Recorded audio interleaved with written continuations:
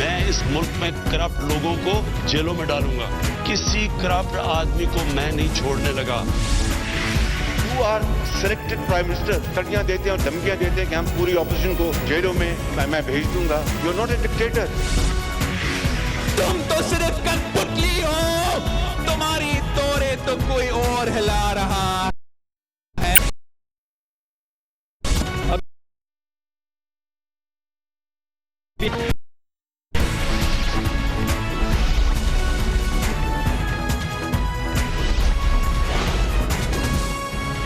आप देख रहे हैं खबरों, तबसरों और तज्जियात पर मबनी पाकिस्तान का सबसे मोतबर न्यूज शो दुनिया, कामरान खान के साथ। अस्सलाम वालेकुम, मैं हूं कामरान खान। भारत में परसों से शुरू होने वाले इलेक्शन से कबल हुक्मरां जमात बीजेपी ने आखिरी हरबे के तौर पर हिंदू इंतहा पसंदी पर मबनी अपना इंतखाबी मंशूर जारी कर दिया है। नरेंद्र मोदी ने लगता है अपनी डूबती नैया को पार लगाने के लिए जो 75 वादे किए हैं उनमें सरे फहरिस्त भारतीय आईन के आर्टिकल 370 के तहत मकबूजा कश्मीर की खुसूसी हैसियत का खात्मा और अयोध्या में बाबरी मस्जिद की जगह राम मंदिर की तामीर का वादा है। आर्टिकल 370 के तहत जम्मू कश्मीर के भारत नवाज साबिक वज़ीर आला महबूबा मुफ्ती और फारूक अब्दुल्ला भी इस इक़दाम पे और इससे इंतहा पसंदी के इक़दाम पर मोदी सरकार को अब खुल्लम खुल्ला ललकार रहे हैं। पूरी वादी में लगता है कि एक आग सी लग गई है। मकबूजा कश्मीर में साबिक वज़ीर आला महबूबा मुफ्ती ने आज अपने ट्वीट में कहा, न समझोगे तो मिट जाओगे ए हिंदुस्तान वालों, तुम्हारी दास्तां तक भी न होगी दास्तानों में। ये भारत नवाज सियासतदान समझी जाती है महबूबा मुफ्ती। आज उनकी पेशन गोई थी इस हवाले से जिसमें नरेंद्र मोदी ने कहा है कि वह मकबूजा कश्मीर की जो खुसूसी हैसियत है उसको ख़त्म कर देंगे। मकबूजा कश्मीर के एक और हिंदू भारत नवाज साबिक वज़ीर आला फारूक अब्दुल्ला का कहना है कि आर्टिकल 370 की मनसूखी कश्मीरियों के लिए आज़ादी की राह हमवार करेगी। अगर आर्टिकल 370 को ख़त्म किया गया तो ये कश्मीर का भारत से इल्हाक ख़त्म करने के मुतरादिफ होगा। ऑलरेडी जम्मू कश्मीर जो है एक बारूद के ढेर पे बैठा हुआ है, जिसकी हमने एक झलक पुलवामा में देखी। अगर इस किस्म के बयानों से बीजेपी बाज नहीं आती, अगर इस किस्म के जो उनके इंटेंशंस हैं, जो उनके इरादे हैं, उनसे वो बाज नहीं आती, तो जम्मू कश्मीर न सिर्फ जम्मू कश्मीर को, न सिर्फ मुल्क को, बल्कि पूरे खित्ते को जला के राख कर देगा। तो इसलिए मेरी वार्निंग है बीजेपी वालों को कि आप आग के साथ खेलना बंद कर दो। जम्मू कश्मीर में बारूद है, आप चिंगारी फेंकोगे तो न जम्मू कश्मीर रहेगा तो न हिंदुस्तान रहेगा। 370 वो कहते हो खत्म करो, अरे करोगे तो फिर इलाहाक किधर रहेगा? अल्लाह की कसम कहता हूँ, मेरे ख्याल से अल्लाह को यही मंजूर होगा, हम इनसे आजाद हो जाएंगे। करें, हम भी देखते हैं। हाँ, हम अक्सरियत मुसलमानों की है, इसमें कोई शक नहीं है। तुम इसको बदला नहीं सकोगे। समझते हैं कि बाहर से लाएंगे, बसाएंगे, हमारा नंबर कम कर देंगे, हम क्या सोते रहेंगे? हम इसका मुकाबला करेंगे इंशाअल्लाह, हम इसके खिलाफ खड़े हो जाएंगे। ये भारत नवाज सियासतदान हैं जो कि नरेंद्र मोदी को कह रहे हैं, वार्न कर रहे हैं कि ये वो चिंगारी है जो पूरे भारत को जला देगी और कहा जा रहा है कि अब कश्मीर की आज़ादी को कोई नहीं रोक सकता। आज नरेंद्र मोदी ने कश्मीर की इस खुसूसी हैसियत को ख़त्म करने के लिए जो मंतक इस्तेमाल की वो ये थी। कश्मीर की स्थिति ऐसी है कि वहाँ की जनता ही अब बदलाव चाहती है, चाहे वो 370 का मामला हो, 35A का मामला हो। जम्मू कश्मीर में इन्वेस्टमेंट आना चाहिए, नए रोजगार बढ़ने चाहिए। नए रोजगार के अंदर वहाँ के जो 35A या 370 ये रुकावट बनी हुई है, कोई इन्वेस्टमेंट करने के लिए जाता नहीं है। वहाँ आप IIM बनाओ लेकिन कोई प्रोफेसर जाने को तैयार नहीं, क्योंकि प्रोफेसर जाएगा और उसके बच्चों को एडमिशन चाहिए तो कानून आड़ा आता है, उसको मकान चाहिए तो कानून रुकावट करता है, और उसके कारण जम्मू कश्मीर के लोगों का बहुत नुकसान हो रहा है। इसके असरात होंगे और दूररस असरात होंगे और आज बीजेपी ने, नरेंद्र मोदी ने इसकी बुनियाद रख दी है। इस पर मज़ीद बात करते हैं, उसके लिए हमारे साथ मौजूद हैं नई दिल्ली में मुमताज़ कश्मीरी जर्नलिस्ट इफ्तिखार गिलानी। बहुत बहुत शुक्रिया इफ्तिखार गिलानी साहब। आप बताइएगा कि महबूबा मुफ्ती कहती हैं कि ये वो आज चिंगारी भड़की है जिससे जो कश्मीर की सूरत हाल को यकसर बदल देगी, भारत को आग लगा देगी, نہ سمجھو گے ہندوستان والوں تو مٹ جاؤ گے. فاروق عبداللہ کہتے ہیں کہ اس سے کشمیر آزاد ہو جائے گا. گویا کہ ایک سیاسی آگ بھڑکا دی ہے آج نریندر مودی نے یہ وعدے کر کے, اور بی جے پی نے اس وعدے کو سر فہرست رکھ کے. کیا آپ دیکھ رہے ہیں؟ نہیں, یہ جو 3 ایشوز ہیں جو بی جے پی کے رام مندر, ایودھیا میں رام مندر کی تعمیر ہے, جموں کشمیر کو آئینی خصوصیت کو ختم کرنا, اور یہاں یونیفارم سول کوڈ یعنی کہ تمام جو مسلمان اور ہندو جو ہے ان کو ایک ہی قانون سے, ایک ہی سول کوڈ سے جو ہے ان کو ہانکا جائے. یہ 3 ایشوز جو ہیں یہ تقریباً 1950 سے ہی جب سے جنسنگ بنی ہے تب سے ان کے کور ایشوز رہے ہیں. بھارتیہ جنتا پارٹی 1980 میں رہی, 80 میں وجود میں آ گئی ہے, تو یہ ایشوز ان کو منتقل ہو گئے ہیں. لیکن آج کی خاص بات یہ ہے کہ اس وقت یہ پارٹی برسر اقتدار ہے. اس سے پہلے کبھی برسر اقتدار نہیں ہوتی تھی. ان کو 2 یا 3 سیٹیں کبھی مشکل سے پارلیمنٹ میں ہوتی تھی, یا اس کے بعد بھی جو ہے ان کو ایک الائنس کے ذریعے گورنمنٹ بنانی پڑتی تھی. یہ پہلی بار تھا جب 2014 میں جب ان کے پاس پوری ایک واضح اکثریت کے ساتھ یہ پارلیمنٹ میں آ گئے, اور یہ اس وقت بھی کوشش کر رہے ہیں کہ زیادہ سے زیادہ اکثریت کے ساتھ ہندو یہاں پر جو اکثریت ہے اس کو لامزد کر کے زیادہ اکثریت میں جو ہے ان ایشوز کے اوپر ہندو اکثریت کو, ہندوؤں کو ایک ساتھ جمع کر کے, ہندو ووٹ کو اکٹھا کر کے ووٹ لیے جائیں. اور اس لیے جو ہے اس وقت یہ خطرہ ہے کہ اگر بھارتیہ جنتا پارٹی کو واقعی جو ہے دوبارہ اکثریت ملتی ہے, جس طرح کی اکثریت اس کو 2014 میں ملی تھی, یا اگر اس سے زیادہ ملتی ہے, تو کشمیری مسلمانوں کی شناخت خطرے میں ہے. اور یہ ایک آخری حد ہے جہاں تک کشمیری مسلمان جو ہے کسی طرح سے جو ہے کمپرومائز کر سکتا ہے. ایک طرح سے جو ہے آرٹیکل 370 کو ختم کرنا, آرٹیکل 35A کو ختم کرنا ایسا ہی ہے کہ اس کی جو پیٹھ جو ہے دیوار کے ساتھ لگائی جائے. یہ بیک ٹو دا وال کائنڈ آف سچویشن ہے. یہ بہت بہت شکریہ. افتخار گیلانی ہمارے ساتھ موجود تھے. کمرشل بریک, اس کے بعد ذکر کریں گے آج لاہور ہائی کورٹ کے جج جناب جسٹس فاروق عرفان نے اپنے عہدے سے استعفیٰ دیا. سپریم جوڈیشل کاؤنسل میں ان کے خلاف پیناما پیپرز میں نام آنے پر کارروائی ہو رہی تھی. جج صاحب نے آج کہا کہ انہیں انصاف نہیں مل رہا تھا. اس کی بات کرتے ہیں چھوٹے سے وقت کے بعد. Welcome back. Lahore high court کے جج جناب جسٹس فاروق عرفان نے آج اپنا استعفیٰ صدر مملکت کو بھجوا دیا.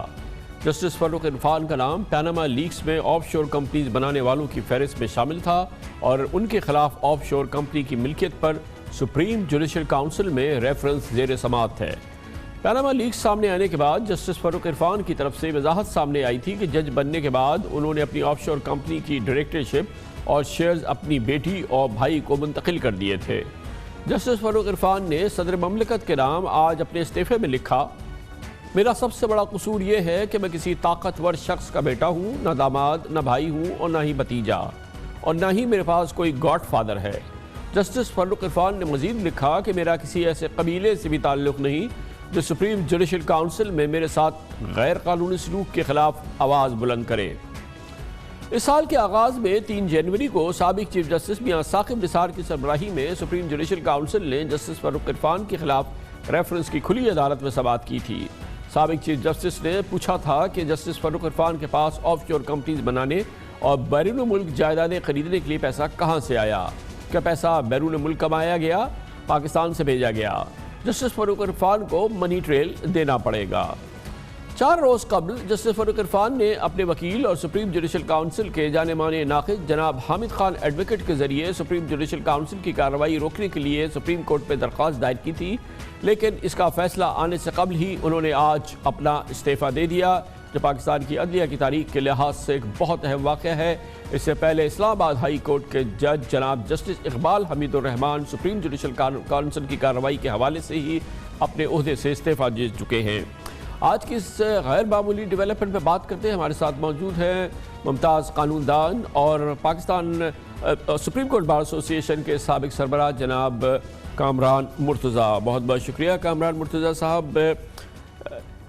ہر لحاظ سے ایک بہت اہم تاریخی واقعہ ہے, کیونکہ سپریم جوڈیشل کاؤنسل کی کارروائی, اس سے پہلے ہم نے دیکھا جسٹس اقبال حمید الرحمان نے استعفیٰ دیا تھا, ایک آدھ اور ہمارے سامنے نظیر موجود ہے. آپ کیسے دیکھ رہے ہیں اس پیش رفت کو؟ دیکھیے, بات یہ ہے کہ جب ہم اسیس کر لیتے ہیں وہاں پہ پیش ہوتے ہوئے کہ یہ کوئی پروسیڈنگ ہمارے فیور میں جو ہے کلمنیٹ نہیں ہو رہی ہیں, تو اس پروسیڈنگ کو انفرکچس کرنے کے لیے, اس کو فرسٹریٹ کرنے کے لیے یہ ایک راستہ ہوتا ہے کہ آپ ریزائن کر دیں, اور ریزائن کرنے کے بعد جو ہے ہوتا یہ ہے کہ ریزگنیشن ایکسیپٹ ہو جائے گا اور یہ پروسیڈنگ فرسٹریٹ ہو جائیں گی اور آپ کی پینشن وغیرہ جو ہے نا وہ سیو ہو جائے گی اگر آپ نے 5 سال گزار لیے.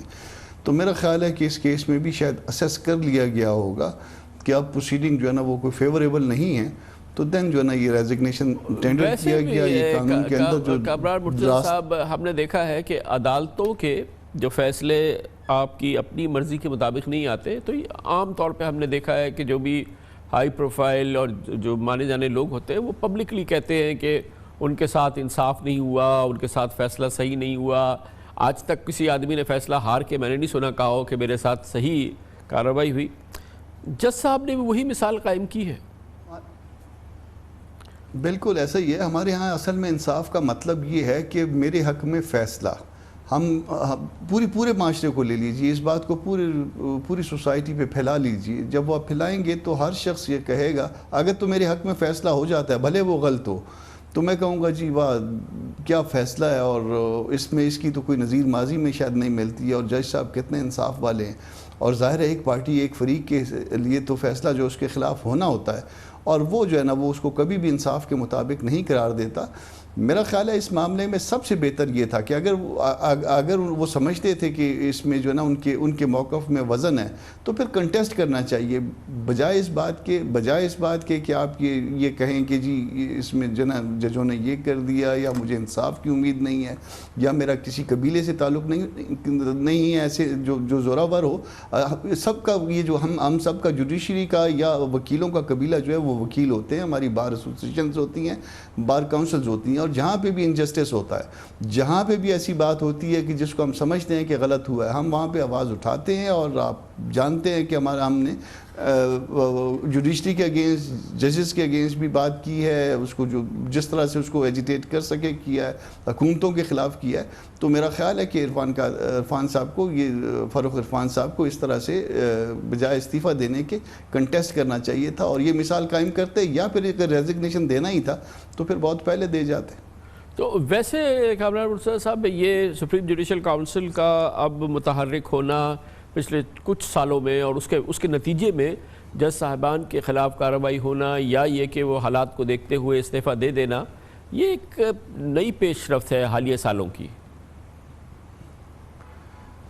اب متحرک ہونا آپ اس کو کہہ سکتے ہیں کہ ایک نئی پیش رفت ہے, مگر ابھی بھی جو ہے نا اپ ٹو مارک نہیں ہے شاید. یہ ججز کے خلاف کمپلینٹس ہوتی ہیں, اعلیٰ عدلیہ کے ججز کے خلاف, چونکہ میکنزم اس طرح سے بنا ہے کہ آپ نے اپنے خلاف خود ہی معاملات کو سننا ہے, تو پھر اگر ان معاملات میں اگر وہ آپ سپیڈی جسٹس نہیں دے سکتے تو باقی معاملات میں بھی جو ہے نا سوالات یقیناً اٹھ کھڑے ہوتے ہیں. بہت شکریہ جناب کامران مرتضیٰ ہمارے ساتھ موجود تھے. کمرشل بریک, اس کے بعد ہم ذکر کریں گے پاکستان کا پازیٹیو امیج, مثبت امیج پوری دنیا میں متعارف کرانے میں پاکستان میں موجود غیر ملکی سفیروں میں اگر کسی نے صف اول کا سب سے زیادہ کردار ادا کیا وہ جرمنی کے پاکستان میں سفیر مارٹن کوبلر تھے, جنہوں نے آج اپنی 2 سالہ مدت پوری کی اور پاکستان کی انتہائی خوبصورت یادیں اپنے ساتھ لے گئے, اور پاکستان کو اپنے حوالے سے پاکستان کی جو خوبصورتی انہوں نے پوری دنیا کو دکھائی, پاکستان سے جس طرح سے انہوں نے پیار کیا, پاکستانیوں کے لیے ان کے دلوں میں انمٹ نقوش چھوڑ گئے. جناب مارٹن کوبلر ہمارے ساتھ ہوں گے ایک چھوٹے سے وقفے کے بعد.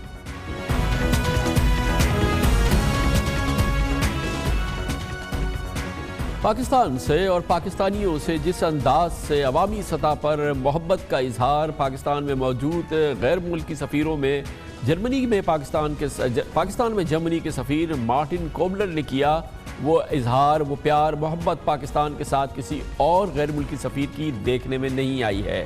پاکستان میں جرمنی کے سفیر مارٹن کوبلر آج اپنی 2 سال کی مدت پوری کرنے کے بعد, اپنے عہدے سے سبکدوش ہونے کے بعد بون واپس روانہ ہو گئے, اور اپنے ساتھ پاکستانیوں کے ساتھ گزارے یادگار لمحات اور اپنی حسین یادیں پاکستانیوں کے لیے چھوڑ گئے.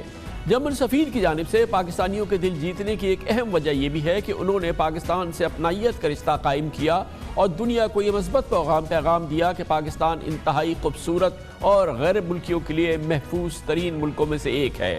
اسکردو کی سیر کے دوران مارٹن کوبلر نے ٹویٹ کی کہ خوبصورتی खूबसूरती और सिर्फ खूबसूरती, इतने हसीन मनाजिर सिर्फ पाकिस्तान में ही मिल सकते हैं। सयाहत के लिए ये भरपूर और पुरकशिश जगह है। अपनी इल्वदाई तकरीब के बाद ट्वीट में मार्टिन कोबलर ने लिखा कि पाकिस्तान में तमाम दोस्तों की मोहब्बत का बहुत बहुत शुक्रिया। बड़े भारी दिल से इल्वदाई तकरीब की है। पाकिस्तान में तैनाती यादगार तरीन पोस्टिंग में से है। पाकिस्तान और उसके लोग बहुत याद आएंगे।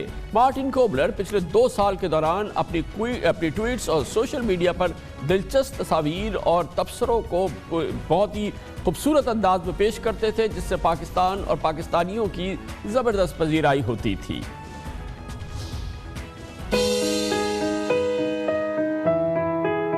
Assalamu alaikum, dear followers. This is now unfortunately the last video message to you. After 2 rewarding years in your beautiful country, I must say I leave with a very sad heart. But be sure I will come back as an ordinary tourist.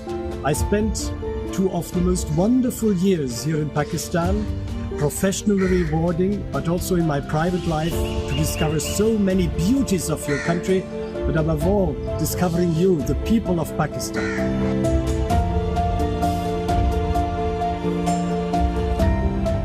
इन हसीन लम्हात को share करने के लिए इस वक्त हमारे साथ इस्लामाबाद में मौजूद हैं जर्मनी के पाकिस्तान में सफ़ीर आखिरी दिन Martin cobbler. Welcome to the show, Ambassador, and really very interesting day that we are welcoming you on the last day of your tenure. No, thank you very much. It's a pleasure to be here. I'm in my last hour, so it's really great to have this last contact to the Pakistani media via you. Excellent. What's the biggest takeaway from Pakistan after 2 years here? Well, I think the biggest take is my relation to the people of Pakistan, not only your politicians, not only my colleagues, not only the diplomatic community, but the people of Pakistan. I tried to go to travel as much as possible and to get as many impressions as possible from the area outside Islamabad.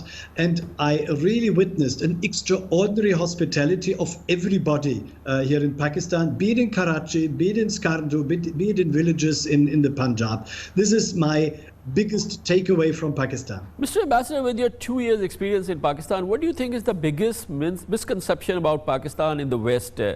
What's your sense about that? Well, I think the perception of Pakistan, I must say, is unfair. It doesn't match the realities. We still have problems, for example, at the embassy to find embassy staff here if people are transferred. So you have to look for people who are coming, because everybody thinks this is a country which is unsecure, which has problems with terrorism, and it has a bad reputation. Now, and this, as I said, is unfair, and I tried throughout my tenure, at least here, to do the best to correct it. But it's not up to ambassadors, it's not up to diplomats. We cannot do the job. It has to be done by Pakistanis themselves. It has to be done by your government, by your security agencies, and things are underway to improve the image. Now, if activity and as headed with, of course, not a good advertisement for the region. That's why the peaceful, the demonstration of peace, the demonstration of that you are a normal country attracting tourism and want to open for tourism, that you have you make it easier for tourists to get e-visa or visa on arrival. I think these are very important steps, and then gradually this negative perception of Pakistan Mr. can Ambassador, be over. you are departing at a time when Pakistan has just made a new political beginning under a new political leadership under Prime Minister Imran Khan. Where do you see Pakistan now, from now and for another 4 years or so? Well, it's very difficult to give here, I'm not a prophet, to give here a prognosis. However, I think that the agenda of the new government is a good agenda. You see, what we have on our bilateral agenda with your government in the development field is exactly what the PTI agenda also was during the election campaign, but also now. This is education for all, to bring 22 million children children to schools, to raise the literacy rate, to reduce the maternal death rate, to have health cards for everybody, to have poverty alleviation program, the fight against corruption. All this was on our development agenda. If I want to be a little bit cynical, so I would say that the PTI sometimes copied it from the GIZ agenda to their party program. That's why, you see, I feel really, in particular, when it comes to the protection of environment, which is very close to my private heart, I see it also reflected in the program of Naya Pakistan. However, these are all programs which are expenditure heavy. This all costs money. Education costs money. Health cards for everybody cost money. What I do not see at this stage is a convincing concept how to increase the revenues, because what costs money has to be, deserved on the other side. There must be an income program by raising taxes. the vision is on the table. However, it will take some time to implement, I think. But I'm very confident this will happen. Thank you so much. Thank you very much, Mr. Martin Kobler, and thank you so much for being so loving to Pakistan and Pakistanis. Commercial break इस दौरान आप news headline देखेंगे, जिसके बाद हम अपने programme के बाकी हिस्से के साथ वापस आते हैं।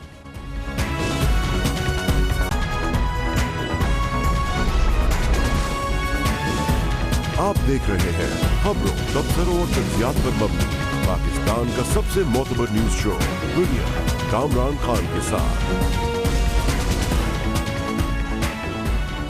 22 अगस्त 2016 को पार्टी की क़यादत से फारिग होने वाले MQM के बानी अल्ताफ हुसैन के लंदन में इक्का दुक्का साथियों में भी शदीद फूट पड़ गई है। मानी MQM के साजे की हांडी अब चौराहे में फूट चुकी है। MQM लंदन के तंजीमी उमूर के निगरान, बल्कि कहना चाहिए कि MQM की दो कलीदी दाइयों मोहम्मद अनवर और पार्टी के फाइनेंस चीफ तारिक मीर की अल्ताफ हुसैन से ठन गई है। उन्होंने धमकी दी है कि अगर उन्हें हिस्सा ना मिला तो वो डॉक्टर इमरान फारूक कत्ल के राज से पर्दा उठा देंगे। दरअसल ये सारा कज़िया लंदन के एजवे रोड पर वाक़े 20 लाख पाउंड यानी तकरीबन 36 करोड़ रुपए मालियत के 2 मकानों की मिल्कियत का है, जो बज़ाहिर पाकिस्तान से जबरी चंदे के ज़रिए या भत्ते के ज़रिए जमा की गई रकम से हासिल किए गए थे।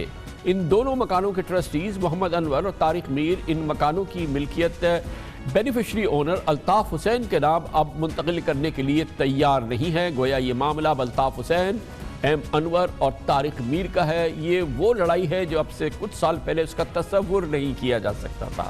इस मसले का हल तलाश करने के लिए MQM लंदन सेक्रेटेरिएट में कई इजलास हो चुके हैं जो नतीजे के बगैर गए। अब सूरत हाल ये है कि अल्ताफ हुसैन या MQM से ना तो प्रॉपर्टीज़ फरोख्त हो सकती है और ना ही किसी के नाम पे मुंतकिल कराई जा सकती हैं।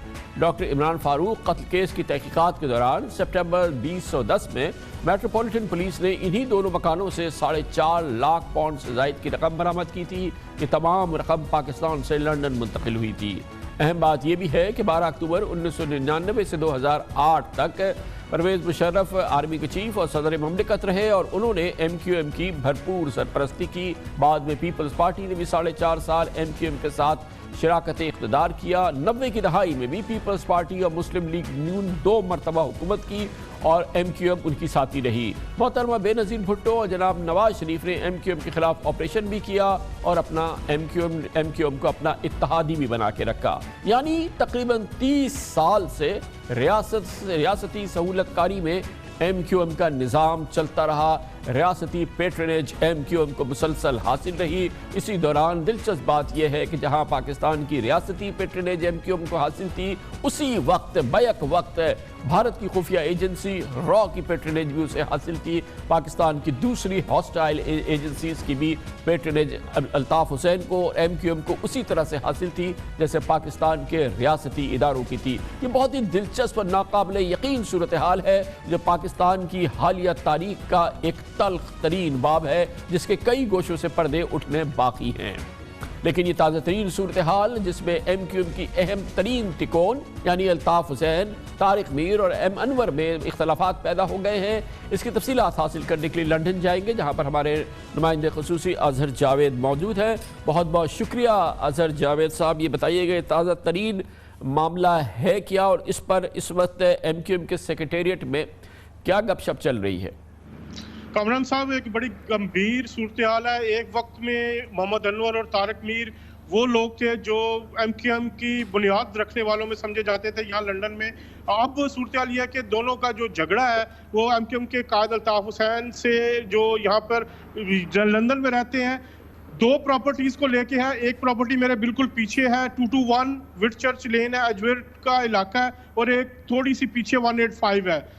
جو ایم کیو ایم کے سابق رہنما ہے محمد انور, ان سے جب بات ہوئی تو ان کا یہ کہنا تھا کہ ہمیں یہ پراپرٹی ان کے نام منتقل کرنے پر کوئی اعتراض نہیں, لیکن ان کا کہنا تھا کہ ایچ ایم آر سی میں ایک کیس چل رہا ہے, اگر وہ کیس ہمارے خلاف جاتا ہے تو ہمیں جرمانہ بھرنا پڑے گا, اور اس جرمانے کی صورت میں اگر یہ ہمیں صرف لکھ کے دے دیں کہ یہ جرمانہ ایم کیو ایم کے قائد الطاف حسین بھریں گے تو ہم یہ پراپرٹی ان کے نام منتقل کرنے کو تیار ہو. ابھی کچھ دیر پہلے میری ان سے فون پر بات ہوئی, لیکن معاملہ اتنا بھی اس سے بھی زیادہ ہمیں نظر یہ آ رہا. ہمارے سورسز یہ بتاتے ہیں کہ جو ڈاکٹر عمران فاروق کا مرڈر ہوا تھا اس میں بہت ساری چیزیں ہیں, چھپے راز ہیں جن کو لے کے بہت ساری چیزیں ایم کیو ایم کے اندر چل رہی ہیں یہاں لندن میں. جو ابھی آپ نے بات کی کہ ایم کیو ایم کو اس حوالے سے را کے حوالے سے یا کسی اور کا جو اس کا ہمیشہ ڈینائی کیا ہے ایم کیو ایم نے یہاں لندن میں الطاف حسین صاحب کی طرف سے بھی اور ان کی پارٹی کی طرف سے بھی, لیکن یہاں پر اگر ہم نے دیکھا ہے اکثر کہ جو یہاں پر ہمارے سورسز بتاتے ہیں کہ انڈین ایمبیسی کے لوگ یہاں پہ ان سے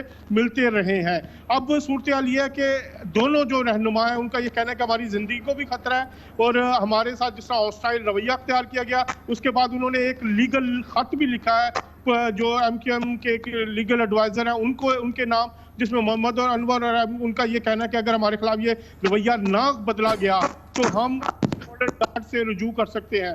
یہ جو 2 پراپرٹیز ہیں یہاں پر جو محمد انور اور دوسرے ان کے بقول یا ان کے قبضے میں نہیں ہے, یہاں پر ایم کیو ایم کے رہنما رہتے ہیں, ان میں مختلف رہنماؤں کے انہوں نے نام لیے, اور یہ پراپرٹی ابھی ان کے قبضے میں ہے. ان کا یہ کہنا ہے کہ یہ پراپرٹی جو ہے اس کو لے کے صرف ہمیں اتنا ہے کہ ہمارے خلاف مستقبل میں اگر کوئی کاروائی ہوتی ہے ایچ ایم آر سی کا جو ایک کیس ہے ہم پہ, تو ہمیں جرمانہ نہ بھرنا پڑے. بہت شکریہ عزت جاوید ہمارے ساتھ موجود ہیں. جیسے کہ عزت جاوید نے کہا, ایم کیو ایم لنڈن اور الطاف حسین ہمیشہ کہتے رہے ہیں کہ بھارت کی خفیہ ایجنسی یا کسی بھی ہاسٹائل انٹیلیجنس ایجنسیز کی سرپرستی انہیں حاصل نہیں رہی, ان کا ان سے کوئی تعلق نہیں ہے. لیکن یہ بہت اہم ایک پھر نیا باب شروع ہوا ہے ایم کیو ایم کی تاریخ کا, اور جہاں پر اس کی سب سے اہم تثلیث یا تکون ایم کیو ایم کے الطاف حسین, طارق میر اور ایم انور کے اندر یہ ایک چپقلش, اور اس کے اثرات کیا ہوں گے, اس کی اندرونی کہانی کیا ہے. جیسے کہ ایم کیو ایم کی اندرونی کہانی جتنی ایم انور اور طارق میر کو پتہ ہے اتنی شاید ہی کسی اور کو پتہ ہو, لیکن ایم کیو ایم کے معاملات کی جتنی آگاہی پاکستان کے ایک تاجر جو لندن میں طویل عرصے سے تک رہے, ایم کیو ایم سے قربت رہی ان کی, جناب سرفراز مرچنٹ ہمارے ساتھ اسٹوڈیوز میں موجود ہے. بہت بہت شکریہ سرفراز مرچنٹ صاحب. آپ کے لیے یہ خبر جو سامنے آئی ایم شور کی آپ کے لیے نئی نہیں ہوگی, اس کی بنیاد کیا ہے اور کیوں اس حد تک بات پہنچی کہ پبلکلی ایم انور کو, طارق میر کو کہنا پڑا کہ اگر ان کی منشا کے مطابق ان پراپرٹیز کا سیٹلمنٹ نہیں ہوتا تو وہ عمران فاروق قتل کے حوالے سے اہم معلومات جو ہے وہ جاری کر دیں گے. شکریہ کامران بھائی. ایکچولی میں اس کا بیک گراؤنڈ آپ کو بتاؤں کہ پہلے یہ ساری پراپرٹیز کے جو ٹرسٹی ہوتے تھے وہ محمد انور اور طارق میر ہوتے تھے. ایک ٹرسٹ بنایا گیا تھا جب الطاف حسین کی ڈیورس کا میٹر تھا. اس کے بعد آج سے 4 سال صرف یہ 2 پراپرٹیز یا اور بھی ساری پراپرٹیز تھیں اس ٹرسٹ کے اندر. کتنی پراپرٹیز ہوں گی؟ تقریباً کوئی 15 سے 20 پراپرٹیز ہیں اور ساری پرائم پراپرٹیز. اور یہ انگلینڈ میں ہی ہے, لنڈن میں ہی؟ جی بالکل لنڈن میں ہی ہے. اور اس میں جو الطاف حسین جس گھر میں اس وقت خود رہتے ہیں 12 ایوینیو میں, وہ بھی اس ٹرسٹ کے نام پہ ہی تھی, کیونکہ جب ان کی طلاق کا میٹر ہوا تھا تو اس وقت جو ہے ان کی وائف نے جب کلیم کیے تھے ان سے کہ جی ان کو شیئر دیا جائے ایز پر برٹش لا, تو اس وقت انہوں نے ایک ٹرسٹ قائم کر دیا تھا اور الطاف حسین کے نام سے چیزیں ہٹا دی تھی. اس سے پہلے یہ چیزیں ساری تقریباً الطاف حسین کے نام ذاتی نام پہ ہوتی تھی. اور اس کے ٹرسٹیز جو ہیں وہ چونکہ اس وقت یہ سب سے زیادہ ان کے قریب تھے, تو محمد انور, طارق میر اور 1-2 لوگ اور تھے جو اس کے تھے. جب آج سے 4 سال پہلے یہ منی لانڈرنگ کیسز اور دوسرے کیسز کا معاملہ شروع ہوا اور جس میں تھوڑی سی نا اتفاقیاں پیدا ہوئیں, تو اس وقت الطاف حسین نے ایک بڑا ہارش سٹیپ لیا اور ان کو فورسنگلی ریزائن کروایا اس ٹرسٹ سے. اور پاکستان سے پوری ٹیم جو اس وقت ایم کیو ایم کی, جو اس وقت ایم کیو ایم پاکستان کے نام سے یہ ساری وہ گئیں, اور انہوں نے جا کے ان سے ریزائن کروایا اور اس میں نئے ٹرسٹیز کو شامل کیا گیا. لیکن یہ 2 پراپرٹیز جو محمد انور اور طارق میر کے نام پہ تھیں, یہ انہوں نے اس وقت ٹرانسفر نہیں کرائی کیونکہ یہ ان کے پرسنل نیمز پہ تھی. اور شاید الطاف حسین کو اور پارٹی کو یہ ٹرسٹ تھا کہ یہ پراپرٹیز جب بھی ہوں گی انہیں مل جائیں گی. اچھا یہ فرمائیے گا کہ جو اس کے علاوہ جو یہ 2 پراپرٹیز تو یہ ابھی ہو گئی ڈسپیوٹ کا شکار ہو گئی, جو دوسری پراپرٹیز ہیں وہ ڈسپوز آف ہو گئی ہیں, ان کا کیا آپ کے خیال میں سٹیٹس ہے, اور یا وہ اس ٹرسٹ میں چلی گئی جس کے نئے ڈائریکٹرز بنے ہیں, اس ٹرسٹ کا کیا سٹیٹس ہے, ان پراپرٹیز کا کیا سٹیٹس ہے؟ وہ پراپرٹیز ان میں سے میری اطلاع کے مطابق کوئی 4 پراپرٹیز وہ بیچ چکے ہیں, کیونکہ جب سے یہ ان کا ادھر سے لا تعلقی ہوئی ہے تو اس کے بعد ان کے پاس وہاں پر فنڈز کا وہ تھا, اور پلس وہ چاہتے تھے کہ ہر چیز وہ ٹرسٹ کے نام سے ہٹا دیں, کیونکہ اب الطاف حسین زیادہ کسی کو ٹرسٹ نہیں کرتا. تو 4 پراپرٹیز وہ بیچ چکے ہیں, لیکن اب بھی کافی ساری پراپرٹیز ان کے پاس ہی ہیں, اور وہ آہستہ آہستہ ان سب پراپرٹیز کو, جس کی ایک آپ یہ دیکھ رہے ہیں جو اس وقت جھگڑا چل رہا ہے. اچھا یہ جب کہہ رہے ہیں منور کہ وہ عمران فاروق کے قتل کے حوالے سے کچھ ایسی امپورٹنٹ معلومات رکھتے ہیں جس کا کہ وہ اس کا راز افشا کر سکتے ہیں, کتنی معلومات ہے منور کو جو عمران فاروق قتل کیس ہوا ہے اس کے کیا پہلو ہیں جو کہ ان کی معلومات میں, کیونکہ یہ کہنا بھی بہرحال کیونکہ وہ برطانیہ میں یہ انڈر انویسٹیگیشن کرائم ہے, اگر وہ کہتے ہیں کہ ان کے پاس اس کی معلومات ہے تو برٹش پولیس اس کی کاگنیزنس لے سکتی ہے, ان کو بلا سکتی ہے کہ جی آپ ہمارے ساتھ شیئر کریں. بالکل کامران بھائی, اس کے اندر میں آپ کو بتاتا چلوں, اس میں مجھے اس لیے ڈیپ نالج ہے کہ اس میں ایک انڈر کوشن انٹرویو میرے گھر پر آ کے میٹروپولیٹن پولیس نے عمران فاروق مرڈر کیس میں 2011 میں مجھ سے بھی کیا. میں لنڈن میں تھا اور مجھ سے باقاعدہ بائی اپوائنٹمنٹ وہ آئے تھے اور انہوں نے آ کے اپوائنٹمنٹ لیا تھا. کیونکہ کچھ ایسی چیزیں چل رہی تھی, کچھ ایسے معاملات تھے, یا میرا ان کے ساتھ قربت تھی, آنا جانا تھا, تو مجھ سے بھی آ کے برٹش پولیس نے, UK کی پولیس نے, جو آن ریکارڈ ہے ان کے پاس, انہوں نے 2 گھنٹے مجھ سے انٹرویو کیا تھا. میں اس قتل کے حوالے سے آپ کو بتا دوں کہ انور صاحب بالکل اس چیز کے, انہیں اس کانسپریسی کا بالکل پتہ ہوگا, اور اب بہت اچھا ہو گیا کہ انہوں نے ایک آفیشیل لیٹر لکھا ہے اپنے وکیل کے تھرو. تو اب تو یہ پورا آنس اسکاٹ لینڈ یارڈ پہ اور UK پولیس پر ہے کہ وہ انور صاحب کو اب تک انہیں گرفتار کر لیا ہونا چاہیے تھا. کیوں؟ کیونکہ وہ خود کہہ رہے ہیں کہ ہم کانسپریسی جو بھی ہوئی تھی ہم اس کو بتانے کے لیے تیار ہیں. جس دن یہ مرڈر ہوا تھا میں اس دن لنڈن میں تھا, اور میں اس رات کو جب یہ مرڈر ہوا تو میں جب ان کے دفتر گیا تو میں اس چیز کا چشمدید گواہ ہوں کہ اگر کوئی انسان اس وقت بالکل ریلیکس تھا تو وہ ایک محمد انور تھے. ٹھیک ہے, اور اس کے بعد کئی میرے انور صاحب کا بہت فریکوینٹ آنا جانا, تقریباً روز کا آنا جانا تھا جب بھی میں لنڈن میں ہوتا تھا. کئی دفعہ انہوں نے جب الطاف حسین کے اوپر وہ غصے میں ہوتے تھے اور وہ بالکل چڑے ہوئے ہوتے تھے تو وہ بول پڑتے تھے, اور وہ کہتے تھے کہ جس دن ہم نے ہمارا منہ کھولا اس دن یہ شخص جو ہے کہیں کا نہیں رہے گا. اور میرے خیال میں اب وہ وقت آ گیا کہ جب انور اور طارق میر یہ دونوں بیٹھ کے, لیکن جو فائنینشیل افیئرز تھے, جو مالیاتی امور تھے, وہ تو کلی طور پہ طارق میر کے ہاتھ میں ہوتے تھے, کیونکہ یہ بھی چارٹرڈ اکاؤنٹنٹ ہیں, انور صاحب بھی چارٹرڈ اکاؤنٹنٹ ہیں. لیکن جو فائنینشیل افیئرز ہوتے تھے, جب یہ ریل پیل سرمائی کی جاری تھی یہاں سے وہاں تک, تو اس وقت تو تمام کرتا دھرتا الطاف حسین کے لیے طارق میر کام کرتے تھے. نہیں کامران صاحب, یہ بھی غلط بات ہے. یہ لوگوں کو یہ پتا ہے کہ جی وہ تھے, ایسا نہیں تھا. ساری ٹرانزیکشنز انور صاحب, طارق میر ہر ٹرانزیکشن جب کرتے تھے تو وہ انور صاحب کی مدد سے اور ان کی نالج سے کرتے تھے. سارا پیسہ دبئی میں جتنا بھی کلیکٹ ہوتا تھا, جو پیسہ UK جاتا تھا, یا پاکستان سے جو پیسہ, وہ انور صاحب خود اپنے موبائل سے میسج کر کے, اور KKF کے یہاں جو لوگ بیٹھے ہوتے تھے ان کو باقاعدہ ڈائریکشنز دیتے تھے, اور اس کے اوپر وہ پیسے ریلیز ہوتے تھے.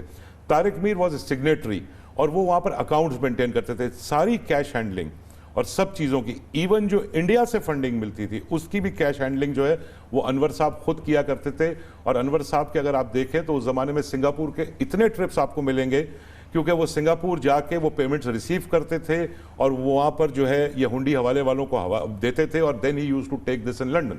اور جب یہ پیسے پکڑے گئے تھے, اسکاٹ لینڈ یارڈ نے پکڑے تھے, تو اس وقت وہ نوٹیں, وہ چیزیں, وہ ساری چیزیں اس چیز کی گواہی دے رہی تھی. اور سب سے بڑی چیز یہ ہے کیش جو ریکوری ہوئی تھی. جی, اور دوسری چیز یہ ہے کہ یہ جو میٹروپولیٹن پولیس کا ڈاکیومنٹ تھا اس میں تو پولیس نے اب خود واضح کر دیا کہ انور اور طارق میر کا انڈر کوشن انٹرویو ہوا تھا, اور انہوں نے خود ریویل کیا تھا اس بات کو 2012 میں کہ جی ہم انڈین گورنمنٹ سے پیسے لیتے ہیں. تو that means the British government ایڈمٹس کہ جی یہ انٹرویو ان کے پاس انڈر کوشن موجود ہے.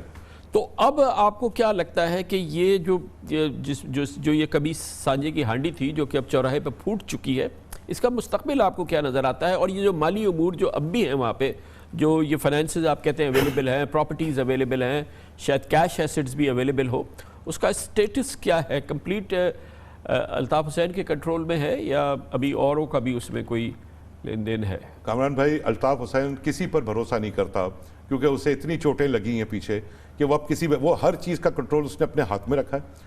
ایک اس کا کوئی میرے خیال میں کزن ہے یا کون ہے, افتخار حسین جو اس کے ساتھ ہوتا ہے, ٹھیک ہے, وہ اس کو دیکھ رہا ہے اور الطاف حسین اس کو دیکھ رہا ہے, اور روز بروز وہ اپنی چیزیں بیچ کے اور ان چیزوں کو ایک سائیڈ پہ کر رہے ہیں, اور الطاف حسین ہر چیز کو خود مانیٹر کر رہا ہے, کسی کا کوئی لینا دینا نہیں ہے اس کے اندر. اور اس کا جو فیوچر ہے اب مجھے ایسے لگتا ہے کہ کیونکہ اب بٹوارے کا معاملہ ہے اور چیزیں بٹنے والی ہیں تو یہ بات بہت آگے جائے گی. یہ جو HMRC کے ٹیکس کی آج باتیں ہو رہی ہیں اور جس کی سٹوری آئی ہے تو یہ تو اس زمانے سے چل رہی ہے, آج 5 سال سے, جب سے ان پہ منی لانڈرنگ کی انکوائری ہوئی. فشر اینڈ کمپنی کے نام سے ایک لا فرم ہے وہاں پر, وہ ان کی پوری انویسٹیگیشن کر رہی ہے, اور جتنے ہی MQM کے رہنما ہیں اس وقت یہ سارے ان میٹنگز میں ادھر اٹینڈ کرتے رہے ہیں اس لائر کے پاس ہی ہے, تو دے نو ایوری تھنگ, کیونکہ ان کے اوپر تقریباً کوئی 8 سے 10 ملین پاؤنڈ کا فائن لگے گا, کیونکہ انہوں نے آج تک 1 روپیہ بھی کبھی ٹیکس کی مد میں پے ہی نہیں کیا پچھلے 25 سال کے اندر. لیکن ان کی تو چیریٹی ہے نا, چیریٹی میں تو آپ کو کوئی ٹیکس نہیں دینا ہے. تو شو تو یہی ہوا ہے نا کہ یہ سارا کام چیریٹی, ایک چیریٹیبل آرگنائزیشن بنی اور اس میں یہ فنڈز آئے. پاکستان کے لوگوں نے اس چیریٹی میں بہت ہی بھرپور انداز میں اس میں کنٹریبیوشنز دی. دیکھیں وہ چیریٹی وہاں پہ جو رجسٹرڈ ہے وہ سن چیریٹی کے نام سے, اور یہ پیسہ جتنا آیا تھا یہ MQM UK کو آیا تھا. وہاں پر انہوں نے ایک کمپنی بنائی ہوئی تھی جس کی مزے کی بات ہے کوئی رجسٹریشن بھی نہیں ہے, اور جو اس منی لانڈرنگ کانسپریسی کے درمیان پکڑی گئی جب ٹیکس والوں نے اس پہ کاگنیزنس. بہت بہت شکریہ جناب سرفراز مرچنٹ ہمارے ساتھ موجود تھے. کمرشل بریک, اس کے بعد ذکر کریں گے منی لانڈرنگ کیس لنڈن نہیں بلکہ پاکستان میں اس وقت پاکستان کی 2 بڑی سیاسی جماعتوں کے قائدین کے خلاف منی لانڈرنگ کیس چل رہا ہے. قائد حزب اختلاف شہباز شریف, پاکستان پیپلز پارٹی کے قائد جناب آصف علی زرداری اور ان کے خاندان کے دوسرے لوگوں کے خلاف نیب میں ریفرنسز دائر ہونے شروع ہو گئے ہیں. قطار لگ گئی ہے. سب سے پہلے اومنی گروپ کے روح رواں AG مجید کے خلاف تقریباً 4 ریفرنسز آلریڈی فائل ہو گئے ہیں. آئندہ ہفتہ جناب آصف علی زرداری اور پیپلز پارٹی کے دوسرے رہنماؤں کے لیے سنگین ہو سکتا ہے. اس کی بات کرتے ہیں چھوٹے سے وقفے کے بعد.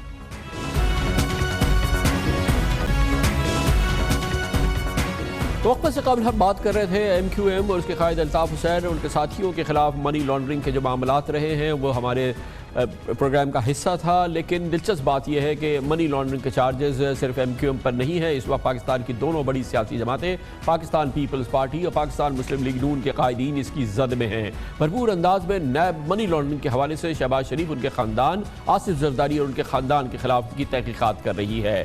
اسی حوالے سے بہت اہم ڈیولپمنٹ ہو چکی ہے. منی لانڈرنگ اور جعلی بینک اکاؤنٹ کیس میں نیب نے منی لانڈرنگ کے لیے استعمال ہونے والے جعلی بینک اکاؤنٹس کے اس کیس میں اومنی گروپ اور پیپلز پارٹی کے بڑوں کے خلاف ریفرنسز دائر کرنے کا سلسلہ شروع کر دیا ہے. یہ سلسلہ جاری ہے. ریفرنسز کی قطار سے لگتا ہے کہ اس معاملے میں نہ آصف زرداری بچ پائیں گے نہ فریال تالپور, کیونکہ اب تک جتنے بھی ریفرنسز ہیں ان تمام کے تانے بانے اومنی گروپ سے ہوتے ہوئے آصف زرداری اور فریال تالپور سے جڑتے نظر آ رہے ہیں. نیب نے جعلی بینک اکاؤنٹس میں آج 4تھا ریفرنس دائر کیا جس میں اومنی گروپ کے AG مجید, ان کی اہلیہ مناہل مجید, حسین لوائی, اعجاز احمد سمیت 13 ملزمان نامزد کیے گئے ہیں. ان پر الزام ہے کہ انہوں نے ملی بھگت سے سرکاری ٹھیکے اومنی گروپ سے کو دلوائے اور انہوں نے یہ حاصل کیے اور اس سے ان کو فائدہ پہنچا, جبکہ AG مجید نے کرپشن کے پیسوں سے بے نامی جائیداد جو ہے اپنی اہلیہ کے نام پر ایک قیمتی پلاٹ خرید لیا جو کہ بے نامی تھا, لیکن اسے انہوں نے اپنی اہلیہ کے نام پہ خریدا. نیب نے کل بھی جعلی بینک اکاؤنٹس میں پنک ریسیڈنسی میں ریفرنس دائر کیا تھا جس میں آصف زرداری کے دستراز AG مجید اور سندھ کے سیکرٹری لینڈ آفتاب میمن سمیت 19 ملزمان نامزد کیے گئے تھے. نیب نے ایک ہفتہ قبل ایک ریفرنس دائر کیا تھا جس میں AG مجید, یونس قدوائی اور سابق ایڈمنسٹریٹر KMC حسین سید سمیت 9 ملزمان کو نامزد کیا گیا تھا. نیب کہتی ہے کہ ناجائز طور پہ ایک رفاہی پلاٹ کو قومی الاٹ کر دیا گیا تھا ان حضرات کو, اور قومی خزانے کو بھاری نقصان پہنچایا گیا تھا. اس ریفرنس میں یونس قدوائی تقریباً 60 کروڑ روپے کا ایک پلاٹ نیب کے حوالے کر چکا ہے. کراچی کی بینکنگ کورٹ نے بھی پچھلے مہینے کی 15 تاریخ کو نیب کی درخواست پر آصف زرداری, فریال تالپور, اومنی گروپ کی خلاف لانڈرنگ, منی لانڈرنگ اور جعلی بینک اکاؤنٹس کیس کو راولپنڈی احتساب عدالت منتقل کرنے کی منظوری دی تھی. اب دائر کیے گئے 4 ریفرنسز میں 2 میں نوٹسز جاری ہو چکے ہیں جبکہ 2 کی سماعت کی تاریخ ابھی مقرر ہونی باقی ہے. منی لانڈرنگ اور فیک اکاؤنٹس کیس میں ابتدائی طور پہ JIT رپورٹ کی روشنی میں 16 ریفرنسز دائر کرنے کی سفارش کی گئی تھی, لیکن خیال یہ کیا جا رہا ہے اطلاعات کے مطابق یہ ریفرنسز 16 سے بھی زیادہ ہوں گے اور اس کی زد میں جناب آصف علی زرداری، بلاول بھٹو زرداری، فریال تالپور، مراد علی شاہ اور اومنی گروپ کے دوسرے لوگ سامنے آ سکتے ہیں۔ اس پورے موضوع پہ بات کرتے ہیں۔ منی لانڈرنگ کیس، جعلی بینک اکاؤنٹ میں جاری تحقیقات اور اس میں دائر ہونے والے مقدموں کی اور ریفرنسز کی جو تفصیلات ہے، ہمیں جوائن کر رہے ہیں ہمارے نمائندہ خصوصی عامر سعید عباسی۔ بہت بہت شکریہ عامر سعید عباسی صاحب۔ ابھی تو 4 ریفرنسز کل ملا کے منی لانڈرنگ اور فیک اکاؤنٹ کیس میں جاری ہوئے ہیں۔ کیا خبریں ہیں کہ یہ شمار جو ہے یہ فیک بینک اکاؤنٹس اور منی لانڈرنگ کیس کا یہ کہاں تک جائے گا، اور کیا اس میں امکان ہے کہ ریفرنسز اب وقت آ رہا ہے کہ براہ راست جناب زرداری، محترمہ فریال تالپور، مراد علی شاہ یا بلاول بھٹو زرداری پر بھی درج ہو؟ کیا ایسا امکان نظر آ رہا ہے؟ جی بالکل کامران صاحب، تمام جو اہم شخصیات ہیں پیپلز پارٹی کی، ان کے تانے بانے جڑتے ہیں کسی نہ کسی طریقے سے فیک اکاؤنٹس کیس کے ساتھ جو اس کی انویسٹیگیشن ہے، اور یا تو آصف علی زرداری صاحب ڈائریکٹلی آتے ہیں کسی کیس میں، یا پھر ان کے جو مبینہ طور پر ان کے فرنٹ مینز ہیں یا ان کے قریبی دوست ہیں وہ کیسز میں آ رہے ہیں سامنے۔ جو پہلے ریفرنسز دائر ہوئے اس میں سب سے جو پہلا جو کراچی کی بینکنگ کورٹ سے شفٹ ہوا اس میں آصف علی زرداری صاحب خود ہیں، فریال تالپور ہیں، اور اس کے علاوہ ان کے قریبی جو اے جی مجید ہیں، حسین لوائی ہیں اور دیگر لوگ ہیں۔ 30 ملزمان ہو چکے ہیں، پہلے 24 تھے اور اب اس میں ملزمان کی تعداد 30 ہو گئی ہے۔ بہت بڑی تعداد ہے ملزمان کی جو میگا منی لانڈرنگ کیس میں نامزد ہو چکے ہیں، باقاعدہ ٹرائل بھگت رہے ہیں۔ کل اہم ڈیولپمنٹ ہوئی تھی کہ 2 خواتین جو کہ بینک سے منسلک ہیں، جہاں پر یہ فیک اکاؤنٹ اور بے نامی اکاؤنٹس وغیرہ کھولے گئے، جہاں پہ یہ سارا استعمال ہوا، انہوں نے پیشکش کی کہ وہ اس میں وہ اپروور بنیں گی اور وہ اس سلسلے میں کلیدی گواہی جو کہ کسی بھی مقدمے کی ہو سکتی ہے وہ دینے کے لیے تیار ہے۔ یہ کتنی اہم ڈیولپمنٹ تھی؟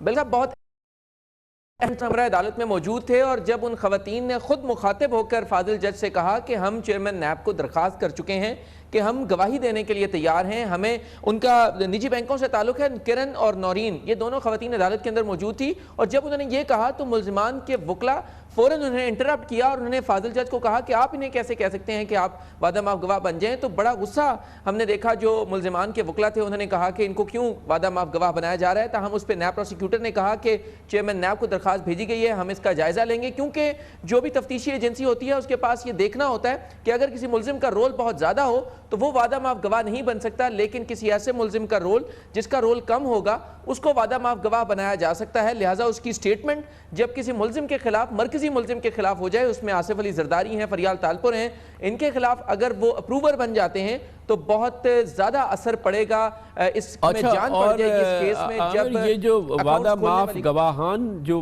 بن رہے ہیں اس کیس میں، اب جو بہت ہی امپورٹنٹ کنٹریبیوشن ہے، یہ 2 خواتین کے علاوہ اور لوگوں کے بھی نام آ رہے ہیں۔ سندھ کا کوئی سابق ڈپٹی کمشنر ہیں یا وہ ہے، اور دوسرے لوگوں کے نام بھی آ رہے ہیں کہ جو کہ وعدہ معاف گواہ بن گئے ہیں یا بننا چاہتے ہیں، اور یہ بڑی ایک ریڑھ کی ہڈی ہوگی ان مقدمات کی، ان ریفرنسز کی جو فائل ہو گئے اور آگے جو فائل ہونے والے ہیں۔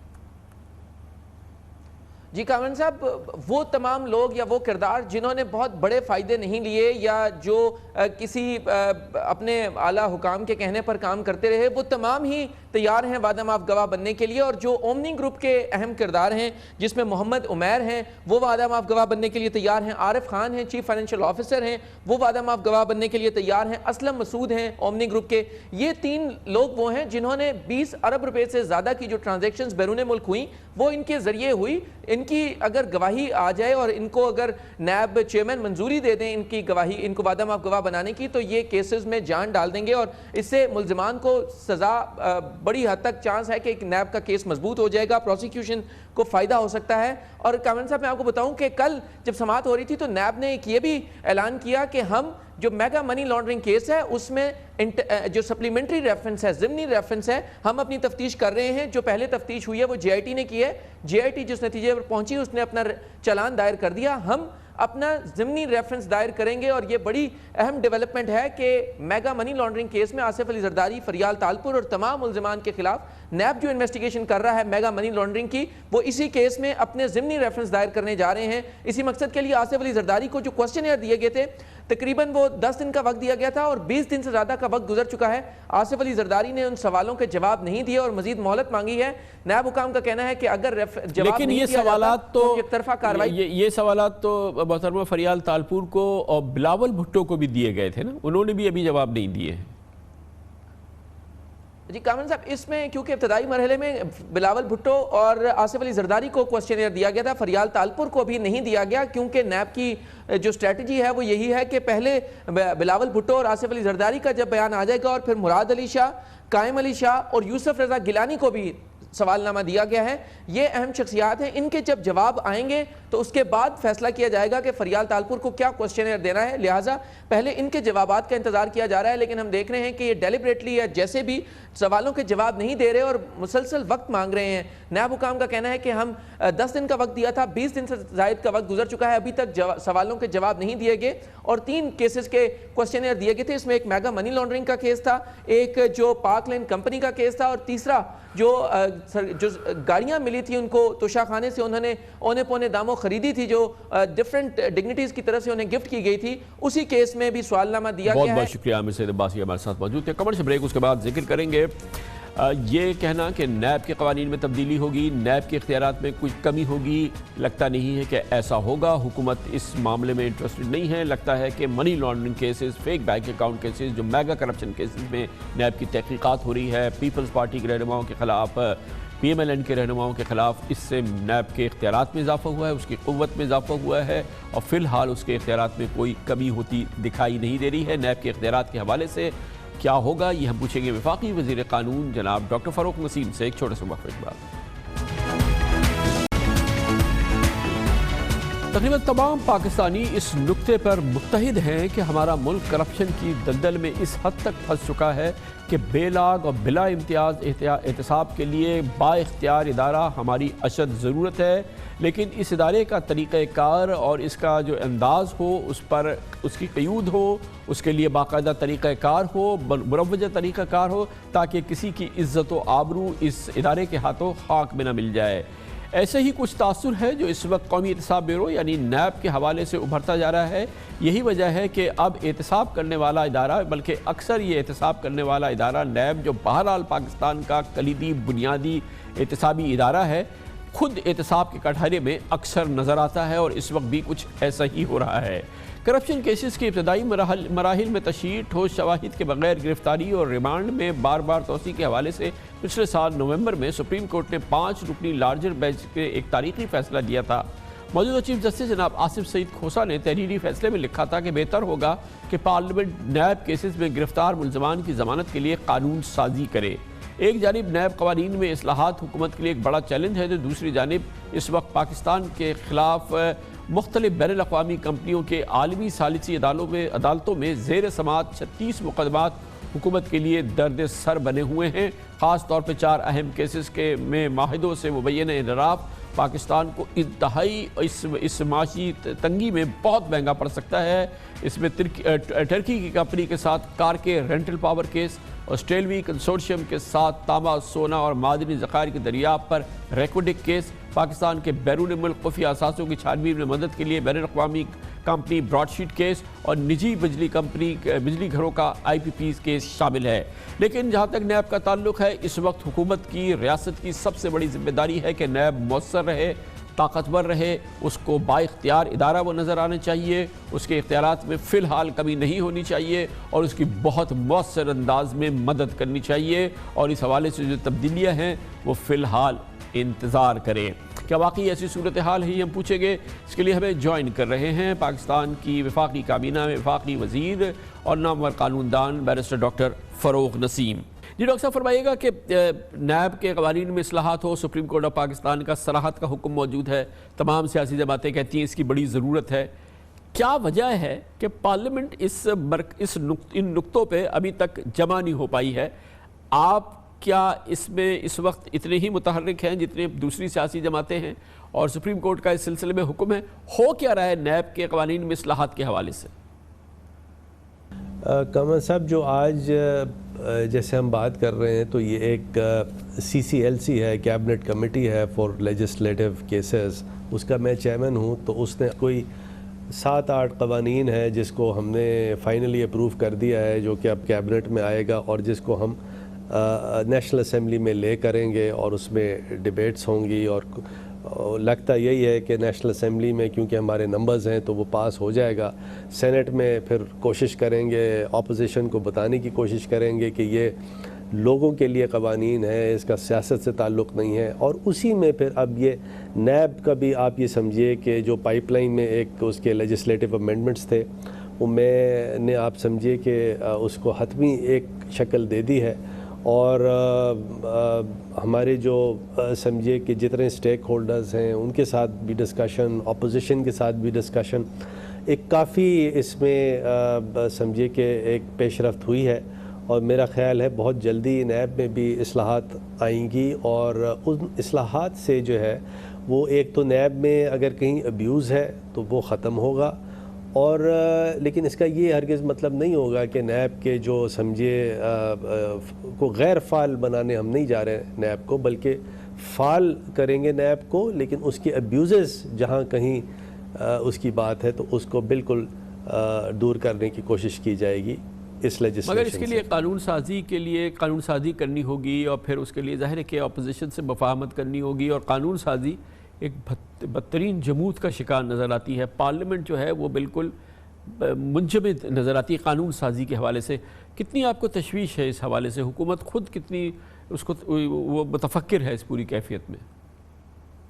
دیکھیں اس کا کامن صاحب آپ کو یا جو دوسرے ہمارے ماشاءاللہ صفحے اول کے آپ کی طرح کے اینکرز ہیں ان کو پھر یہ دیکھنا پڑے گا کہ یہ جو قانون سازی نہیں ہو رہی یہ کس کی وجہ سے نہیں ہو رہی. کیا یہ حکومت کی فالٹ یا ڈیفالٹ ہے، یا یہ اپوزیشن کی ایک سمجھے کہ ضد ہے کہ وہ اس کو پاس نہیں ہونے دیں گی قوانین کو، اور پھر یہ عوام تک بات جانی چاہیے اور جائے گی انشاءاللہ کہ اپوزیشن دراصل جو ہے وہ کسی طرح بھی ایسے کوئی قوانین پاس ہونے نہیں دینا چاہتی جس میں ذرا سا بھی عوام کی ریلیف ہو. جیسے فار ایگزامپل یہ حیدرآباد کی یونیورسٹی ہے، اس کو پیپلز پارٹی کہتی ہے ہم بننے نہیں دیں گے.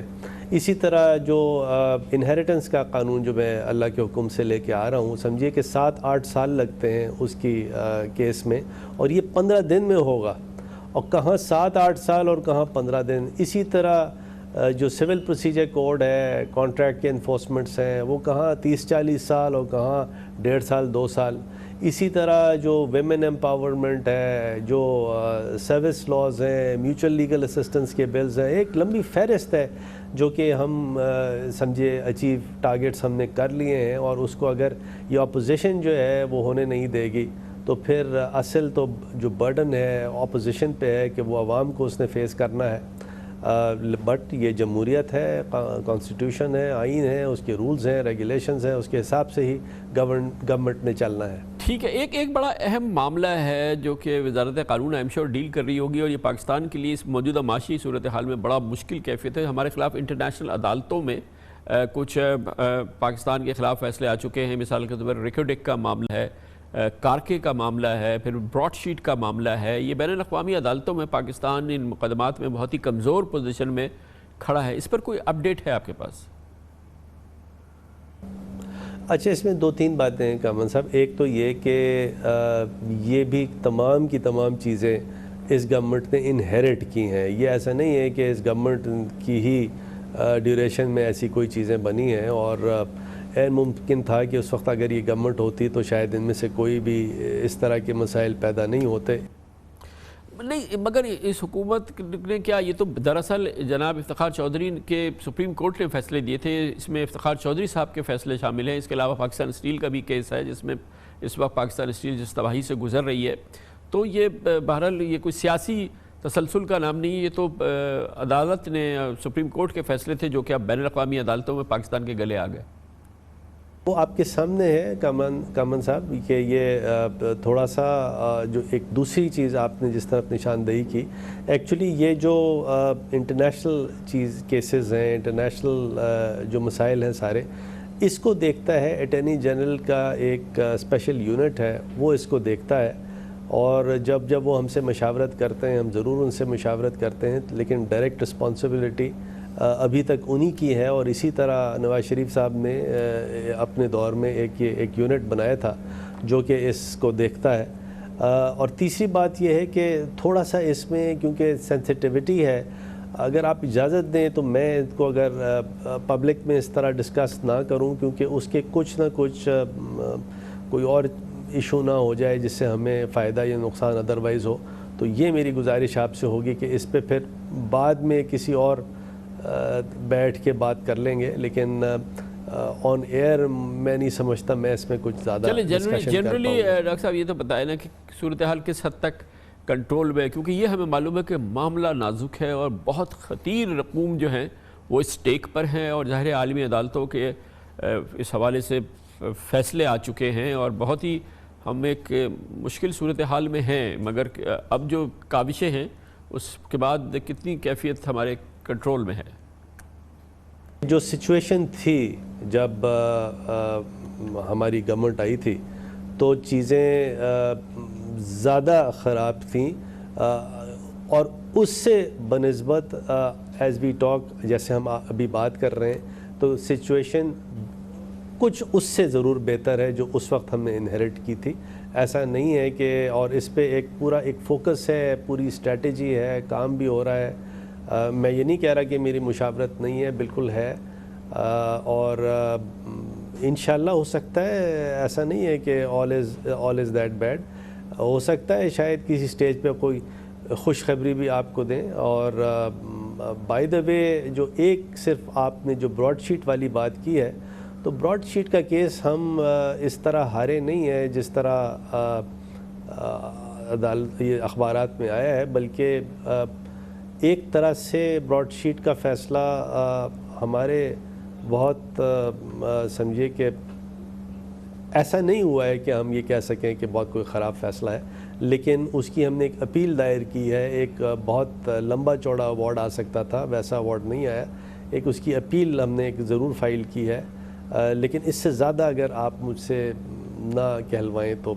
میں آپ سے بڑا چلیں پھر آپ سے کیا کہلوائیں۔ بہت بہت شکریہ، پھر بھی بہت بہت شکریہ آپ کا۔ ڈاکٹر فروخ نسیم ہمارے ساتھ موجود تھے۔ کمرشل بریک، اس کے بعد ذکر کریں گے سیاسی فرنٹ پر ایک اچھی پیش رفت ہوئی ہے۔ آج جناب شہباز شریف نے وزیر اعظم عمران خان کے خط کا جواب دے دیا ہے، اور جو ان سے مانگا گیا تھا انہوں نے دے دیے، یعنی کہ وہ نام تجویز کر دیے الیکشن کمیشن کے لیے، جس کی اس وقت فوری ضرورت ہے۔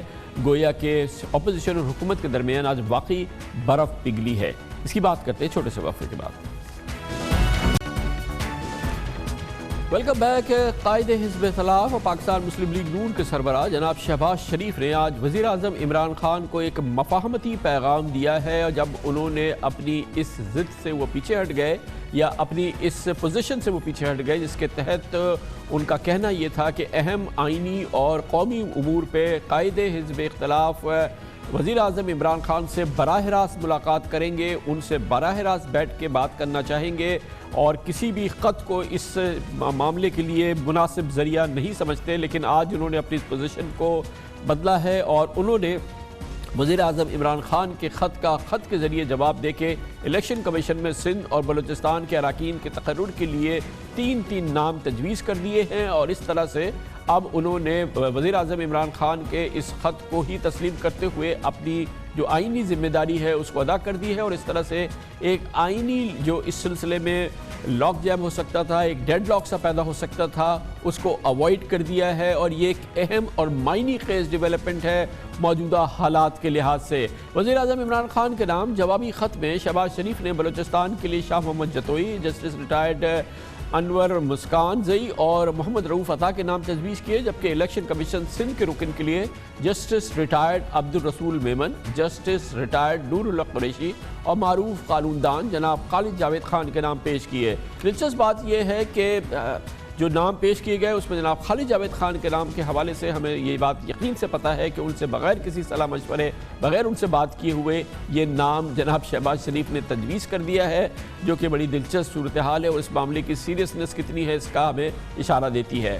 شہباز شریف نے اپنے خط میں وزیر اعظم عمران خان کی جانب سے مشاورت کے طریقہ کار پر اعتراض اٹھاتے ہوئے کہا کہ اس سے قبل وزارت خارجہ اور وزیر اعظم کے سیکرٹری کی جانب سے لکھا گیا خط مشاورت کے آئینی تقاضوں کو پورا نہیں کرتا تھا، لیکن میری مخلصانہ کوشش ہے کہ اس معاملے پر قانونی تنازع سے بچتے ہوئے اتفاق رائے پیدا کیا جائے۔ وزیر اعظم عمران خان کے پرنسپل سیکرٹری اعظم خان نے 2 ہفتے قبل شہباز شریف کو خط لکھ کر 3 نام تجویز کرنے کے لیے کہے تھے، جسے اپوزیشن لیڈر نے مسترد کر دیا تھا، جس کے بعد عمران خان نے خود خط لکھا اور الیکشن کمیشن کے اراکین کے نام تجویز کرنے کی درخواست کی تھی۔ قائد حزب اختلاف جناب شہباز شریف اس سے قبل حکومت کو معیشت کی بحالی اور دیگر ایشوز پر بھی بڑے واضح انداز میں تعاون کی پیشکش کرتے رہے ہیں۔ ان کا کہنا یہ رہا ہے کہ کسی نہ جو اہم قومی امور ہیں اس پہ باقاعدہ مشاورت کے ساتھ میثاق طے کر دینی چاہیے، چاہے کہ اس کے لیے میثاق معیشت ہونی چاہیے۔ میں یہاں پر یہ گزارش کرنا چاہتا ہوں کہ آئیے let us discuss negotiate sign what we call میثاق معیشت اکانومی کی ایگریمنٹ۔ آپ کو آج بڑے چیلنجز ہیں، قوم کو آج بڑے چیلنجز ہیں، موقع ملا ہے، اس میں آپ آگے بڑھیں، قوم کی خدمت کریں۔ ہم تمام تعمیری کاموں کے لیے we will appreciate you. We will be going the extra mile to cooperate with you to make things happen in the interest of Pakistan so that people of Pakistan benefit. اس نئی سیاسی پیش رفت پہ ہم بات کریں گے۔ ہمارے ساتھ موجود ہیں پاکستان کے نامور ترین سینئر ترین صحافیوں اور ہمارے مقبول ترین پروگرام نقطہ نظر کے ہوسٹ جناب مجیب الرحمان شامی سے۔ بہت بہت شکریہ شامی صاحب۔ یہ فرمائیے گا کہ بڑی ایک دلچسپ اور کچھ حیرت انگیز قسم کی پیش رفت ہے جس میں شہباز شریف صاحب اپنے اس معقول اصرار سے پیچھے ہٹ گئے کہ قومی امور پہ اگر بات کرنی ہے یا آپ کو ایک مفاہمت کرنی ہے تو قائد حزب اختلاف سے قائد ایوان جناب وزیر اعظم براہ راست بات چیت کریں، ملاقات کریں، لیکن آج اچانک انہوں نے ان کے خط کا جواب خط کے ذریعے دے کے اس مسئلے کو حل کر کے اپنے نام بھی تجویز کر دیے۔ کیا اس کی وجہ ہوئی آپ کے خیال میں؟ کیوں انہوں نے ایسا کیا؟ شکریہ کامران صاحب۔ یہ جو شہباز شریف صاحب کا اقدام ہے وہ اس بات کی غمازی کرتا ہے کہ وہ ابھی تک سسٹم سے مایوس نہیں ہوئے اور ابھی تک دل بیتاب کو تجھ سے ہیں امیدیں والی کیفیت ہے، اور وہ اس سسٹم کے اندر رہ کر کام کرنا چاہتے ہیں اور چاہتے ہیں کہ کوئی راستہ ایسا نکلے کہ پیسفل کو ایگزسٹنس ہو سکے۔ آپ کو یاد ہوگا کہ جو انہوں نے خود بھی کئی بار جیسا کہ آپ نے سنایا ہے یہ بات کہی ہے، ابھی جب حمدہ شہباز کے اوپر بھی کافی پریشر آیا اس کے باوجود انہوں نے یہ کہا ہے کہ ہم میثاق معیشت کرنا چاہتے ہیں اور آگے بڑھنا چاہتے ہیں اور ملک کو آگے بڑھانا چاہتے ہیں۔ تو ایک طرف یہ صورتحال ہے اور دوسری طرف مگر اس کے ایوز شامی صاحب اس کے ایوز شہباز شریف صاحب کی کچھ توقعات بھی ہوں گی، اور ظاہر ہے کہ ایک بنیادی توقع تو ان کی یہ ہوگی کہ جو ان کے خاندان کے حوالے سے جس وقت معاملات چل رہے ہیں وہ اس رخ پہ اور اس انداز سے نہ چلیں جیسے کہ ابھی چل رہے ہیں۔ یہ تو ہم تصور کر سکتے ہیں نا کہ یہ تو بنیادی ان کی توقع ہوگی۔ ہاں جی، آپ کی بات بالکل درست ہے، یہ توقع تو ان کی ہوگی، لیکن ابھی تک جتنی کوششیں انہوں نے کی ہیں اس کے بعد ایک مکسڈ سگنلز آئے ہیں، یعنی کہ رک رک کر معاملہ چلا ہے اور چل چل کر رک گیا ہے، اور ابھی بھی ان کا خاندان جو ہے وہ دباؤ میں ہے مسلم لیگ نون کے ساتھ ساتھ۔ تو مگر مسلم لیگ نون کے اندر ایک دوسرا مکتب فکر بھی موجود ہے اور وہ چاہتا ہے کہ دباؤ بڑھایا جائے اور اپوزیشن کا ایک متحدہ پلیٹ فارم وجود میں آئے اور پھر حکومت سے جو بھی کیفیت محاذرائی کی ہو اس کا سامنا کیا جائے۔ جیسے کہ آپ نے دیکھا کہ مولانا فضل الرحمان آج ملے ہیں اور انہوں نے جو بات کہی ہے وہ بالکل وہی بات ہے جو ایک دوسری انتہا کے لوگ چاہتے ہیں، اور مولانا فضل الرحمان نے آج اس بات پر بھی احتجاج کیا ہے کہ یہ شہباز شریف صاحب نے خط کیوں لکھا ہے۔ وہ سمجھتے ہیں الیکشن کمیشن کو تسلیم ہی نہیں کیا جانا چاہیے، اس الیکشن کمیشن سے کوئی توقع ان کو نہیں ہے۔ آپ کتنی اہمیت دیتے ہیں کہ آج جو یہ ہارڈ لائن پوزیشن مولانا فضل الرحمان لے رہے تھے، آج ان کی نواز شریف صاحب سے بھی ملاقات ہوئی ہے اور یہ نواز شریف صاحب سے ملاقات کے بعد ان کی پوزیشن سامنے آ رہی ہے، تو کیا کسی انداز میں نواز شریف صاحب کی ترجمانی کر رہے ہیں اور نواز شریف صاحب کی ابھی بھی کیا سخت گیری جو ہے وہ بھرپور انداز میں برقرار ہے؟ کامران صاحب، مشکل یہ ہے کہ جو بڑے سٹیک ہولڈرز ہیں ان کے لیے صرف منفی سیاست کو اختیار کرنا کافی مشکل ہو جاتا ہے، کیونکہ اگر سسٹم کو ذوف پہنچتا ہے اور وہ صورت پیدا ہو جاتی ہے جو اس سے پہلے کئی بار ہماری تاریخ میں پیدا ہو چکی ہے، تو پھر ایک دم اور آپ اندھیرے میں آ جائیں گے. یہ جن جو ہے اگر بوتل سے نکل جائے گا تو بوتل سے نکالنے والوں کا بھی پتہ نہیں کیا حشر کرے گا. تو اس لیے یہ ایک رکاوٹ ہے ذہنی طور پر. اور پیپلز پارٹی بھی اور مسلم لیگ نون بھی یہ نہیں چاہتی کہ سسٹم جو ہے اس کو ادھیڑا جائے یا اس کو ڈینٹ پڑ جائے یا اس کے اندر کوئی دوسری تیسری فورس جو ہے وہ آ کے اپنا حصہ جو ہے اپنا بقدر جثہ وصول کر لے. تو یہ ایک کشمکش ہے. اور میں سمجھتا ہوں کہ اگر عمران خان صاحب ذرا تدبر سے کام لیں اور اپوزیشن کو تھوڑا سا راستہ دیں اور خود اپوزیشن بننے کا رویہ ترک کر دیں اور حکومت کے طریقے سے کریں تو میرا خیال بخوبی معاملات کو سنبھالا جا سکتا ہے اور چیزوں کو آگے بڑھایا جا سکتا ہے. لیکن یہ کہ اس کے لیے بہرحال جو ان کو کنسیشن دینا ہوگا وہ نہ جانے ان کے کتنے ہاتھ میں ہے اور کیا جو سسٹم ہے وہ چاہے گا کہ ایک سیاسی مفاہمت کے لیے کچھ بنیادی جو توقعات ہیں کم از کم شہباز شریف صاحب شریف خاندان کی وہ پوری ہوں. یہ بات تو درست ہے. سیاسی مفاہمت تو دیکھیں نا بنیادی بات تو یہ ہے کہ ایک ورکنگ ریلیشن شپ ہو جائے اور جو معاملات عدالتوں میں چل رہے ہیں وہ عدالتوں میں چلتے رہیں, وہ لڑے جاتے رہیں, لیکن مزید دباؤ جو ہے اس کو نہ بڑھایا جائے. ایک کے بعد دوسرا مقدمہ, دوسرے کے بعد تیسرا مقدمہ شروع نہ ہو. تو یہ میرا خیال یہ کافی اس کو ریلیف سمجھا جا سکتا ہے. لیکن اگر ہر روز ایک نئی صورتحال پیدا ہوگی تو لیکن شامی صاحب یہ فرمائیے گا کیا آپ کی معلومات ہے نواز شریف صاحب جو کہ اب ظاہر ہے کہ جاتی عمرہ میں ہیں وہ کتنا ان کا اثر ہے اور کتنے وہ اس وقت ایکٹیو ہیں سیاسی معاملات کے حوالے سے اور کتنا وہ ڈائریکٹ کر رہے ہیں یا انفلوئنس کر رہے ہیں جو کہ پی ایم ایل این کی اس وقت تھنکنگ ہے اس کو؟ دیکھیے نواز شریف صاحب جو ہیں مسلم لیگ نون کے معاملے میں تو ان کی بات آج بھی حرف آخر کی حیثیت رکھتی ہے اور وہ اس سے لا تعلق بھی نہیں ہے اور غیر متعلق بھی نہیں ہے اور وہ صورتحال کو بڑی گہری نظر سے اس کا جائزہ لے رہے ہیں. لیکن ابھی تک ایک قدم آگے, 2 قدم پیچھے, 2 قدم آگے, 1 قدم پیچھے, یعنی گو مگو کی کیفیت ہے اور وہ یکسوئی ان کے پاس نہیں ہے. بہت بہت شکریہ جناب مجیب الرحمان شامی ہمارے ساتھ. اس کے ساتھ ہی ہمارے آج کے پروگرام کا اختتام ہوتا ہے. کل آپ سے پھر ملاقات ہوگی انشاءاللہ. کل تک کے لیے کامران خان کو اجازت. اللہ حافظ و ناصر.